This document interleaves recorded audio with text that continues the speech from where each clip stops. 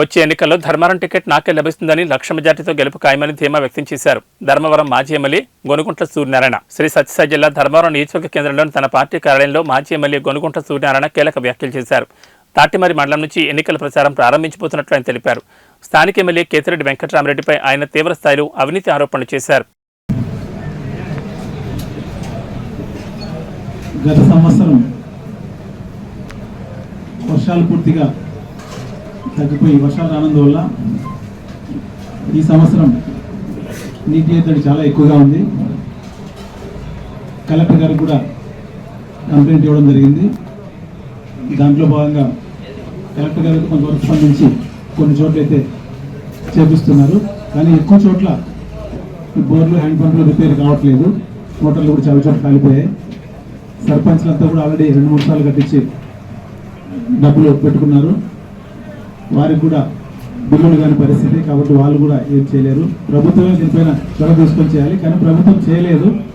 ఇప్పటికే మా వాళ్ళు కూడా మండల నాయకులు కానీ మా కార్యకర్తలు కానీ అందరినీ కూడా చెప్పి గ్రామాన ఏవైతే రిపేర్లు ఉన్నాయో అవన్నీ కూడా చేయమని చెప్పాం.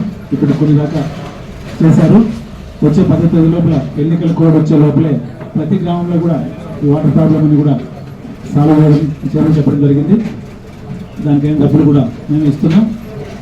ముఖ్యంగా ధర్మవరం నియోజకవర్గంలో రైతులకు గత ప్రభుత్వం ఏం చెప్పింది, ఎన్నికలకు ముందు 9 గంటలు పగలే నాణ్యమైన విద్యుత్ ఇస్తామని చెప్పడం జరిగింది. ఇప్పుడు కేవలం పగలు 4 నుంచి 5 గంటలు, అది కూడా అరగంటకు ఒకసారి కట్ చేసి ఇచ్చే పరిస్థితి. ఎక్కడా కూడా పూర్తిగా సరిగా సప్లై చేసే పరిస్థితి.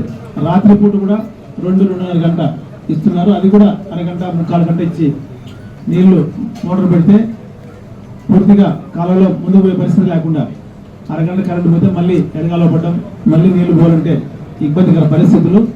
దాంతోపాటే గత నెల రోజులుగా చాలా వరకు రైతుల మోటార్లు కాలిపోయాయి. లో వోల్టేజ్ ధరలు చాలా వరకు. ఎందుకంటే వోల్టేజ్ కరెక్ట్గా ఉంటే ఇబ్బంది లేదు, అది కూడా కట్ చేసి ఇవ్వడం, ప్రతిసారి ఆన్ చేయడం ఆఫ్ చేయడం, ఆ ఇబ్బందితో ప్రతి మండలంలో కూడా 100 మోటార్లు కాలిపోయిన పరిస్థితి ఈరోజు కనిపిస్తూ ఉంది. రైతులంతా కూడా నా దృష్టికి తెచ్చారు.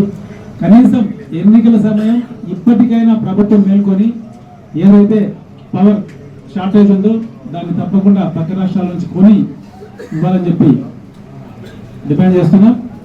మన పక్క రాష్ట్రం అయినటువంటి తెలంగాణలో రైతులకు 24 గంటలు కరెంట్ ఇస్తున్నారు. ఇక్కడ మాత్రం కనీసం 6-7 గంటలు కూడా పూర్తిగా ఇవ్వలేని పరిస్థితి వచ్చిందంటే ఈ ప్రభుత్వం వచ్చాక ఎంత అధ్వానంగా ఉందో ఒకసారి ఆలోచించాలి. 2014 నుంచి 19 వరకు చంద్రబాబు నాయుడు గారు ఉన్నప్పుడు తెలంగాణలో షార్టేజ్ ఉండేది, ఆంధ్ర రాష్ట్రంలో సఫిషియెంట్గా కరెంట్ ఇచ్చే పరిస్థితి. అటువంటిది ఈరోజు మాత్రం ఈ రాష్ట్రంలో పూర్తిగా అధ్వానమైన పరిస్థితి. ఏదైతే ఆయన ముఖ్యమంత్రి అయితే ఈ సోలార్ విండ్ వాళ్ళు కూడా బిల్లులు చెల్లించకుండా వాళ్ళందరినీ ఇబ్బంది పెట్టడం, వాళ్ళంతా కూడా ఈరోజు ఆర్బిట్రేషన్ ద్వారా కోర్టుకు పోవడం, రకరకాలుగా రాష్ట్రాన్ని ఏ విధంగా నాశనం చేయాలో ఆ విధంగా నాశనం చేసే పరిస్థితి. 3 రాజధానులు ఉన్నాడు. వైజాగ్లో ఆయన ఉండేది మాత్రం 500-600 కోట్లతో ఇల్లు కట్టుకున్నాడు.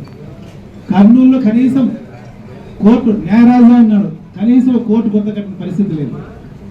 కేవలం పేరుకే రాజధాని. ఇవన్నీ అయిపోయేప్పుడు అదే నాయకులు ఇంకా 5 ఏళ్ళు మాకు తెలంగాణలో ఉంటే మా భూములన్నీ అక్కడ ఉన్నాయి, ఇంకా వాళ్ళు బాగా డెవలప్ కావాలి కాబట్టి అదే రాజధానికి బట్టి కట్టుకొని రాజధాని అభివృద్ధి అవుతే ట్యాక్స్లు కావచ్చు, బిల్డింగ్లు కావచ్చు, రకరకాల రూపంలో ఆదాయం వచ్చే పరిస్థితి ఉంటుంది. కానీ ఈరోజు కేవలం రైతులు 33,000 ఎకరాలు ప్రభుత్వానికి ల్యాండ్ పూలింగ్ కింద ఇచ్చాలని ఒకే ఒక ఉద్దేశంతో రాష్ట్రాన్ని నాశనం చేయాలి, రాజధాని నాశనం చేయాలని ఈరోజు పూర్తిగా నాశనం చేసే పరిస్థితి.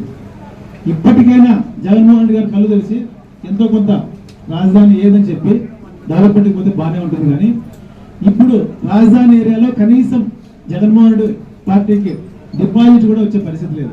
ఈస్ట్ వెస్ట్ కానీ కృష్ణా గుంటూరు చాలా అసెంబ్లీ నియోజకవర్గాల్లో డిపాజిట్ కూడా వచ్చే పరిస్థితి లేదు. సింగిల్ డిజిట్ పడిపోయే పరిస్థితి ఈరోజు వచ్చింది అంటే ఆయన చేసిన అవినీతి, దౌర్జన్యం, దండుకోవడం. రెడ్ శాండ్లు అయితేనేమి, ఇసుక అయితేనేమి, మట్టి అయితేనేమి, మైనింగ్ అయితేనేమి, ప్రతిదీ